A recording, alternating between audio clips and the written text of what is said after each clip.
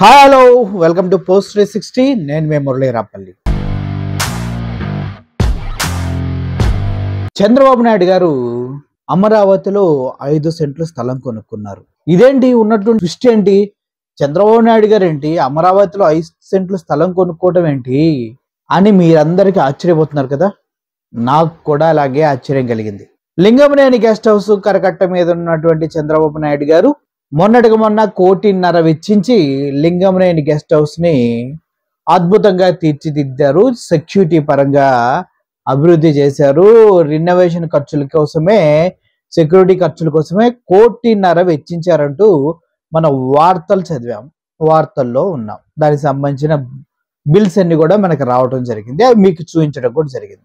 అమరావతిలో 5 ఎకరాలకున్న చంద్రబాబు నాయుడు గారిని న్యూస్ ఎందుకు హైలైట్ అవుతూ ఉందంటే, టీడీపీ గవర్నమెంట్ ఏదైతే కూటమి గెలిచిన తర్వాత అందరూ అనుకున్నారు అమరావతిలో పెట్టుబడులు విరివిగా వస్తాయి, అమరావతి రియల్ ఎస్టేట్ గుర్రాలే పరిగెడతాయి, అమరావతిలో ఎవడెవడైతే భూములు కొన్నారో వాళ్ళందరికీ విపరీతమైన లాభాలు వస్తాయి అని అందరూ అనుకున్నారు. కానీ ఇప్పుడు గెలిచి 7వ నెల రన్ అవుతున్నప్పటికి కూడా ఎటువంటి రియల్ ఎస్టేట్ హైప్ క్రియేట్ అవ్వాలా అమరావతిలో.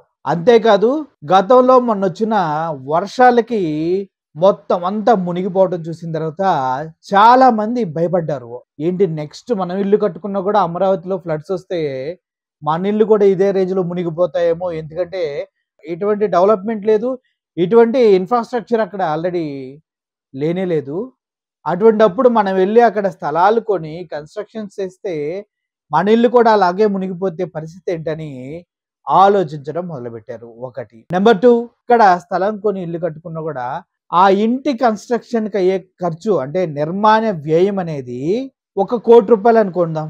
అదే ఇల్లు అమరావతిలో ఎక్కడ కట్టాలన్నా కూడా నీకు 1,50,00,000 పైనే అవుతుంది. ఎందుకంటే అవంతా నల్లరేగడి భూములు, చాలా డెప్త్ వరకు మెత్తగా ఉన్న భూములు. సో నువ్వు ఎంత డెప్త్ లోపలికెళ్ళి పిల్లర్స్ అనేది సెట్ చేస్తే తప్పించి నువ్వు భూమి పైన అంత స్ట్రాంగ్ కన్స్ట్రక్షన్స్ అనేవి చేయలేవు. సో నువ్వు భూమి పైన ఎంత కడతావో భూమి లోపల కూడా అంతే ఇన్వెస్ట్మెంట్ చేయాలన్నమాట.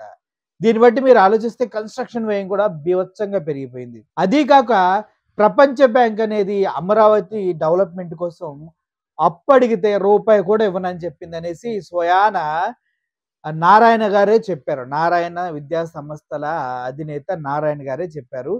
దానికి ఇంకొంచెం ప్రపంచం మొత్తం ఆలోచనలో పడింది. అమరావతి నిర్మాణం కోసం ప్రపంచ బ్యాంకు అప్పు ఇవ్వనంది. కారణం ఏంటంటే అమరావతిలో గనక మీరు కన్స్ట్రక్షన్ చేస్తే ఇలాగే మునిగిపోతాయి. సో అటువంటి వాటిపైన మేము పెట్టుబడులు పెట్టమంటూ చెప్పడం జరిగింది. ఇవన్నీ చూసిన తర్వాత ఎవరైతే చంద్రబాబు నాయుడుకి వెన్నుదన్నుగా ఉండి నువ్వు వెళ్ళు అమరావతి డెవలప్ చేయి, మాకు భూములు కొన్నాం, వాటిపైన ఇన్వెస్ట్మెంట్స్ వస్తాయి, మేము వాటిని రియల్ ఎస్టేట్గా మార్చుకుందామని ఆలోచించారో వారందరూ పాపం ఏం చేయాలో అర్థం కాని సిచ్యువేషన్. అయితే ఇదే టైంలో అనంతపురం నుంచి కొన్ని సంస్థల్ని అమరావతికి షిఫ్ట్ చేస్తున్నామని చెప్పారు. అందుట్లో ప్రభుత్వ సంస్థలు చాలా అమరావతికి షిఫ్ట్ చేశారు కూడా. అయినా కూడా ఆ హైప్ బజ్ క్రియేట్ అవ్వట్లేదు అమరావతిలో. సో ఇప్పుడు చంద్రబాబు నాయుడు గారికి మిగిలింది ఒకటే, నేనే సొంతగా అమరావతిలో నా సొంత కన్స్ట్రక్షన్ చేసుకుంటున్నాను, ఎందుకంటే ఫ్యూచర్ ఇదే అనే విధంగా సంకేతాలు ప్రజల్లోకి పంపించాలి, ప్రతిపక్షాల్లోకి పంపించాలి. అట్ ద సేమ్ టైం ఎవరైతే నన్ను నమ్మి డబ్బులు ఇన్వెస్ట్ చేశారో వారందరి దగ్గర కూడా పంపిస్తే అప్పుడు కానీ ఇక్కడ రియల్ ఎస్టేట్ పెరగదు అన్న ఉద్దేశంలోకి వెళ్ళి ఇప్పుడు 5 ఎకరాలు కొని దాంట్లో సొంత భవనాలు నిర్మించే ప్రయత్నంలో చంద్రబాబు నాయుడు గారు ఉన్నారు. కానీ ప్రజలంత పిచ్చోళ్ళ, ఎందుకంటే ఒక రాజధాని నిర్మాణం అంటే మినిమం ఒక 20 ఇయర్స్ టైం పడుతుంది. అంతేగాని ఉన్న పలంగా ఇప్పుడంటే ఇప్పుడు ఎక్కడ ఏ నిర్మాణాలు చేపట్టినా కూడా 3-4 సంవత్సరాల్లో రాజధాని అనేది కన్స్ట్రక్షన్ అవడం చాలా చాలా చాలా కష్టం. అదీ కాక ఇప్పుడున్న పరిస్థితుల్లో టీడీపీ కూటమి గవర్నమెంట్ని ప్రజలు నమ్మే సిచ్యువేషన్లో లేరు. ఎందుకంటే రాబోయే ఎలక్షన్స్లో గేమ్ ఎటైనా చేంజ్ అవ్వచ్చు. అది ఈసారి మళ్ళీ మొండోడు జగన్ గనక గెలిచాడనుకో పూర్తిగా ఆ అమరావతి రాజధాని అనే పదాన్ని హిస్టరీలోంచి పీకేస్తాడు. ఎవరైతే ఇన్వెస్ట్‌మెంట్స్ చేశారో వాళ్ళందరి జీవితాలు రివర్స్ అయిపోతాయి. ఎందుకంటే కోట్లు, కోట్లు పెట్టి స్థలాలు కొని రాజధాని వస్తదని నమ్మి కోట్లు, కోట్లు ఇన్వెస్ట్ చేసిన తర్వాత రాజధాని రాదు అంటే ఎన్ని కోట్లు పెట్టినా వేస్టే కదా! సో, అలా ఆలోచిస్తే జగన్మోహన్ రెడ్డి గనక పొరపాటున నెక్స్ట్ గెలిస్తే అమరావతి రాజధాని అనే పదానికి ఫుల్ స్టాప్ పడినట్టే. సో, ప్రతి ఒక్క ఇన్వెస్టర్ ఆలోచిస్తాడు. ఒక వెంచర్ ఏసేసినా దాన్ని అమ్మాలంటే మినిమమ్ ఒక 3, 4 సంవత్సరాలు పట్టిద్ది. ఇప్పుడు ఈ వెంచర్ తీసుకొని దాన్ని రెడీ చేయడానికే సంవత్సరం, సంవత్సరంన్నర పట్టిద్ది అన్ని అప్రూవల్స్ పూర్తి చేసుకొని. ఆ తర్వాత దాన్ని అమ్మాలంటే దాని మార్కెటింగ్ కావాలంటే దాని చుట్టూ ఉన్న ఇన్‌ఫ్రాస్ట్రక్చరు, లయబిలిటీస్ అయన్నీ షూరిటీలు ఉండాలి ప్రజలకి. సో, అప్పుడు మాత్రమే వాటిని కొంటారు. ఆలోచించండి ఒకసారి.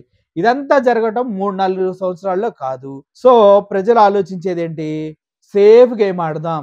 ఇంకోసారి చూద్దాం అన్న ఉద్దేశంలో వాళ్ళున్నారు. కాబట్టే వాళ్ళందరి ఆలోచనలు డైవర్ట్ చేసేసి అమరావతి రియల్ రాజధాని అంటూ ప్రతి ఒక్కళ్ళని నమ్మించాలన్న ప్రయత్నంలోనే చంద్రబాబు నాయుడు గారు అక్కడ 5 ఎకరాల స్థలం కొని అందుట్లో అక్కడ కన్‌స్ట్రక్షన్ స్టార్ట్ చేయబోతున్నారా అనేది తెలుస్తూ ఉంది. సో, చూద్దాం ఎంతవరకు ఈ ప్రయత్నం సక్సెస్ అవుతుందో చూడాలి. అది కూడా అత్యంత గరిష్టమైన రేటు అమరావతిలో గజం 50,000 పెట్టి కొన్నారు చంద్రబాబు నాయుడు గారు. ఆలోచించండి. ఒక్కసారి దీంట్లో ఎంత మతలబుందో. అంటే గజం 50,000 రేట్ ఉంది అమరావతిలో అన్న ఫాల్స్ ఇండికేషన్స్ పంపించడం జరుగుతూ ఉంది. ఇదంతా జరగదు. రాబోయే కాలంలో ఏమైనా జరగొచ్చు. తొందరపడి ఇన్వెస్ట్‌మెంట్స్ ఎవరైనా చేస్తే చేసుకోండి. కానీ పొరపాటున జగన్మోహన్ రెడ్డి గెలిస్తే ఏంటి అన్న సెకండ్ ఆలోచనలు కూడా బ్రెయిన్‌లో పెట్టుకొని ముందుకు వెళ్ళాల్సిన అవసరం ఉంది. ఎందుకంటే జగన్మోహన్ రెడ్డి ఆయన చెప్పాడంటే చేస్తాడని అందరికీ తెలుసు. సో, ఇటువంటి పరిస్థితుల్లో ఎటు స్టెప్ వేయాలన్నది ప్రతి ఒక్క ఇన్వెస్టర్స్‌కి ఆలోచించి వేయాల్సినటువంటి స్టెప్పు. లేదంటే రూపాయితో రూపాయి మొత్తం లాస్ అయ్యే అవకాశాలుంటాయి. ఏదేమైనప్పటికీ విషయం వీకున్నప్పుడే పబ్లిసిటీ పీక్స్‌లోకెళ్తది. మార్కెటింగ్ లేనప్పుడే సొంత అధినేత అక్కడికెళ్ళి ఇంత మార్కెట్ ఉంది చూసారా నేను కొన్నా అని చెప్తూ ఉన్నారు.